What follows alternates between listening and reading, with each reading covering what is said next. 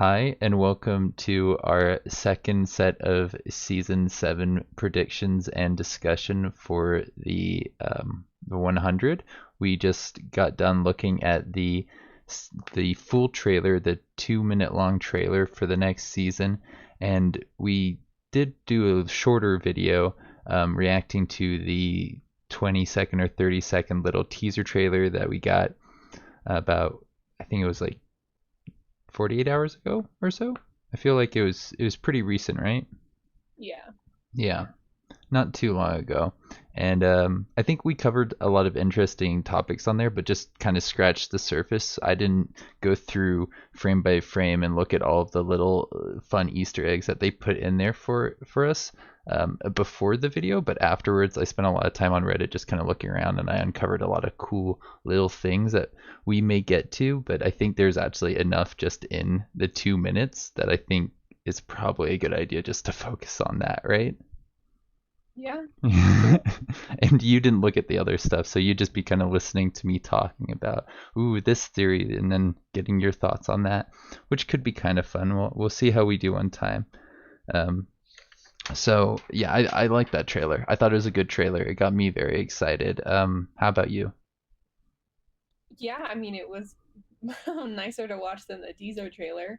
It had more like a cohesive outline for what's going to happen.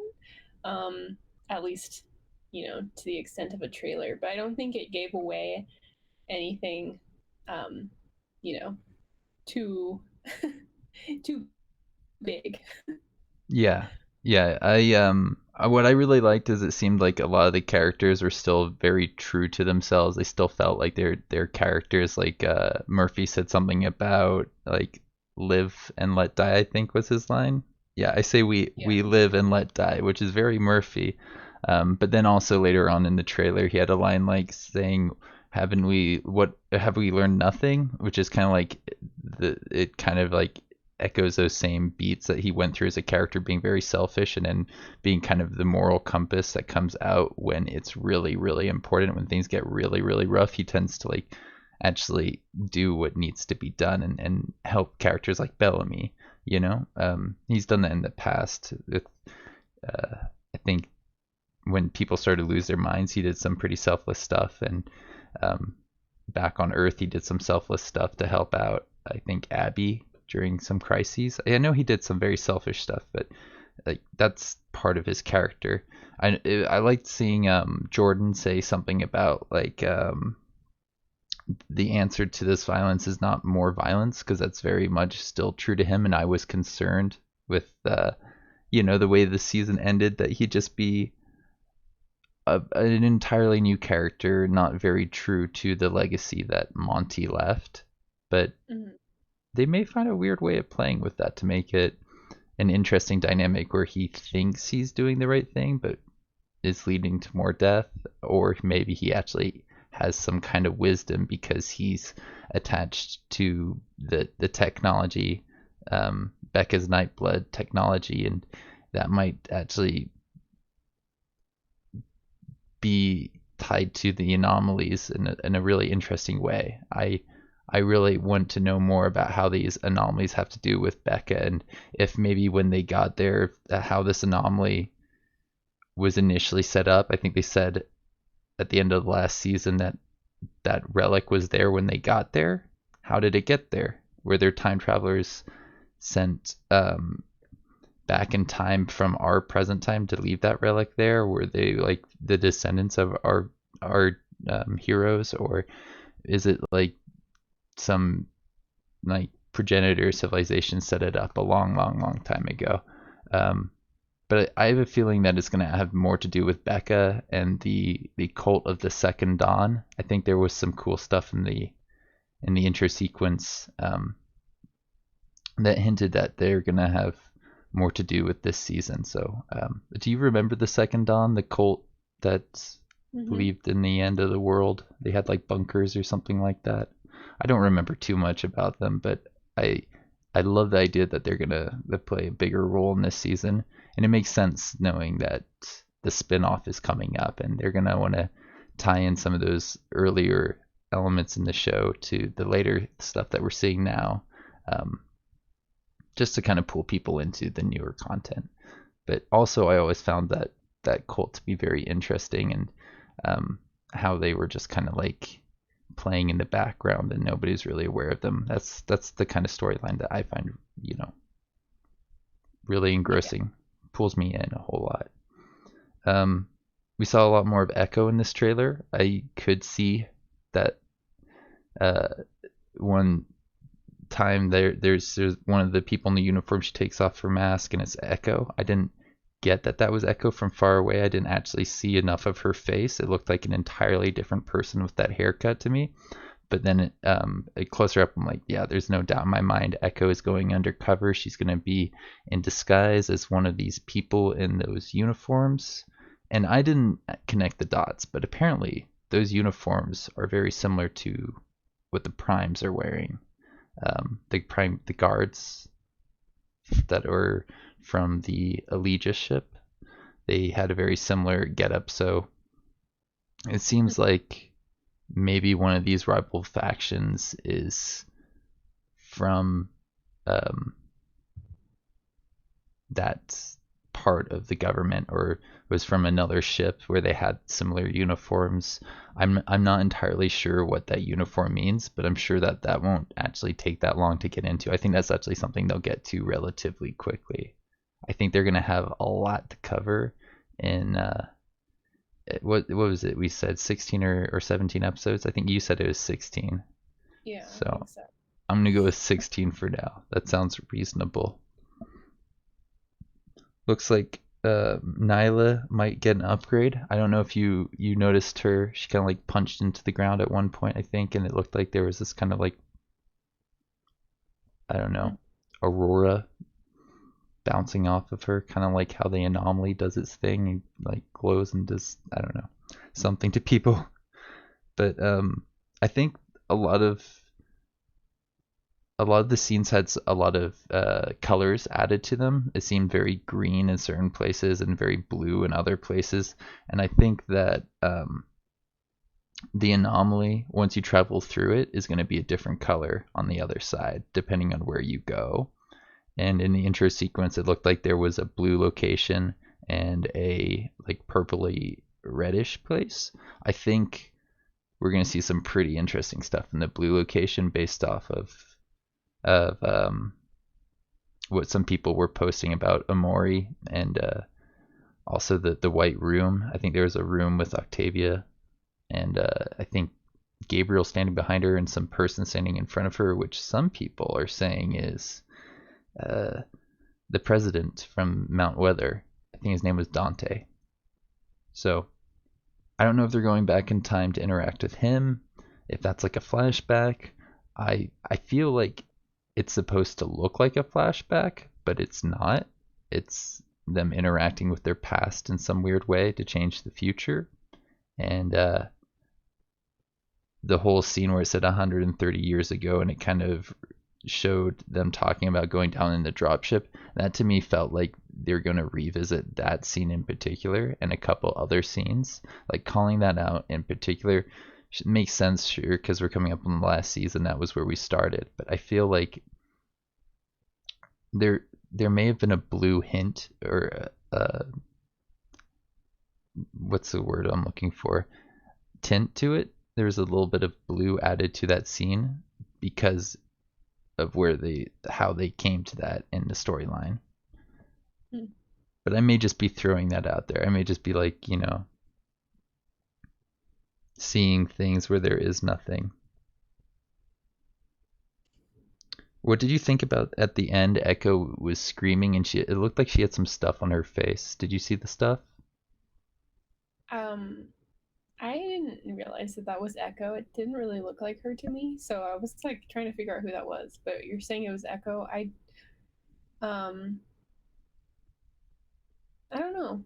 Why would Echo scream that much? I don't understand what the letters on her face mean. I feel like it could be, Where were they like right up here? yeah, they're on her forehead Well, ish. there was some guy, the close up of like the white dude, Mm-hmm. who was talking to Clarke. Maybe, he had the same stuff on his, or he had stuff on his forehead there. Yeah. So Maybe it's just part of her being like an infiltrator. Like that's just a sign that of the soldiers or something. It could be. Uh, I don't know. I know exactly what you're talking about, and I think they have to be tied to one another. I feel like that guy that said something to Clarke about her being the key to Hmm. the war. Um, he's going to be in control of those people in the uniform, sending them out, potentially trying to reach out to them as an ally. Like it could be he's a descendant of one of our characters that we know and love, and that's why he's reaching out to them. Do we know any cool bald guys? I'm trying to think. I don't think so, actually. Not in this show. Not right now. There was a Lincoln, but that was a long time ago. And he's dead. So I don't think that's him. Um, Yeah, there's time travel and anything's possible, right? it could be. You know what? Actually, I take it back. It could totally be Lincoln 100%. Well, no, I No, I get what you're saying. Anything's possible. It could be. It could be the descendant of somebody. I think is what you're getting at, and actually probably is pretty likely. I think that there's going to be some jumping around in time. So there definitely is. Did you see the scene with Indra? what? Which one? Remind me. She's standing next to a wall that has light switches on it. I missed that one.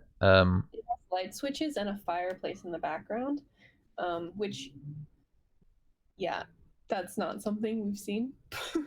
Oh, was that when she says something about a new world, same problems? Is that Yeah, part? Okay. yeah. I guess I didn't really look that much in the background at that point in the trailer, which is a shame because it sounds like there's some cool stuff there. Hmm. Yeah, it looks like they're in like a cabin or something that has light switches.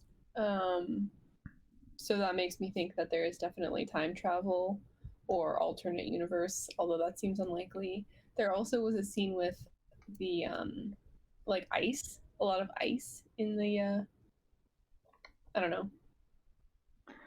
Well, at some point there Did was you see that? It was supposed like a to be wild shot, but what? The ice? It cut out a yeah, bit there. like glaciers basically. That I mean, or some kind of icy terrain, Mm-hmm. which is not something we've seen either. I don't think. Yeah. Um, which makes sense. So definitely time travel. Well, Um, we have or Hope, version. right? We have this character Hope, which is Dios's child. So yeah, there has to be some element of that. And um, oh boy, I Well, lost my train of thought. I think Raven is going to figure out how to control the anomaly, Mm-hmm. and that's how they can get multiple people to go to the right places. Oh, there's gonna be like a Um, cult of Raven worshippers. I no, think no, there's not. I think there's going to be a lot of different societies with different cultures and histories, and maybe from different points in time that interact with each other for one reason or another. But they want to fight to the death, and something has been keeping them from doing that, which they're going to mess up because this is the 100. And there has to be some fighting to the death. They even said something about a war to end all wars. But I'm curious if they're gonna just, you know, go back all the way to before the bombs, try and stop the bombs. That would be, I think, almost too much. Some people have said that they need to preserve the timeline so they can't change things like that, but they can impact their own futures, I guess. It's complicated with time travel, which is what I like about the pocket dimension universe. Like, what does that mean? Like characters that died or, you know, I don't know, disappeared for one reason or another, they can exist kind of like artificially, kind of like a synthetic mind, but not really because it's a pocket dimension. You can do things differently there. Maybe Like, everything was fake. yeah, the You know whole what thing would was be a funny? That simulation. would be like so crazy if um because they did show that scene where the where Clark's mom is like, "You're all 100 whenever you are gonna go down there." Hmm. What if they did not actually leave the ship? That would be It was all wild. just a created memory, memory, like a group memory, and they're all still on the original ship from 132 years ago. And it was all just a test to see like what would happen. Like who was the captain of that ship? Oh, Whatever captain. yeah, yeah, Jaha, I think. Jaha like had some intelligence that there were people living on Earth, and he wanted to see like what kind of craziness would get up to, what they Hmm. would get up to, you know? Yeah, that'd be a bit of a, I think a bit too much, but it's not outside the realm of possibility with sci-fi. They've done weirder things in these types of shows, but I think given the amount that they've established on Earth and the fact that they want to do like a prequel, they can't see them doing that, going that far back and unwriting everything that we've come to know and love and just being like it's all simulation. But yeah. Let's see. Is there anything else from my notes I wanted to point out? I don't know. You probably could tell I was going through things that I was just thinking about from earlier. Um, You think Maddie's gonna die? Probably. Maybe. no, I think Maddie and Clarke and Bellamy are pretty much safe until the last episode, and then they may have one of them like sacrifice themselves. But I don't think it will be Maddie. I think it will be Clarke or Bellamy. But I think they're going to be kind of like the little family that they want you to relate to and identify with. So I have a feeling she's pretty safe. They'll play around with it once or twice. They'll put her in danger. But if anything, everybody else has to be worried about their life around her. Then it's not Maddie that has to be worried about dying. It's everyone else because I wonder if she's a Maddie little will kill assassin. Russell. You wonder if she'll be what? If she will kill Russell instead of Clarke. Oh yeah. That'd Um, be interesting. if Clarke spares him, that's very very likely. Or Because if they put things in a different order in the trailer, which happens all the time. she's Because pretty unhinged. face to face with Russell at that one scene. Hmm. With the, yeah. Okay. It seems like she threatened him a couple times, and things may have gone worse between the first threat and the second threat. I think there was some people who tried to stand up for him and fight for him, and that's probably Jordan and his friends.